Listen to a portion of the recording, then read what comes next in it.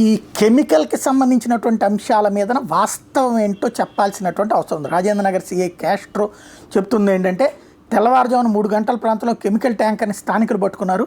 బాపుఘాట్ వద్ద మూసీలోకి కెమికల్ వ్యర్థాలు కలిపే సమయంలో పట్టుకున్నారు. సమాచారం అందగానే ఘటనాస్థలికి చేరుకుని ట్యాంకర్ని సీజ్ చేసాం. పొల్యూషన్ కంట్రోల్ బోర్డుకి సమాచారం ఇచ్చాం. ట్యాంకర్ షాద్నగర్ పారిశ్రామికవాడ నుండి వచ్చినట్టు తేలింది. ట్యాంకర్లో కెమికల్ వ్యర్థాలు కలుపుతోంది ఎవరు అన్న అంశాల మీద దర్యాప్తు చేస్తున్నాం.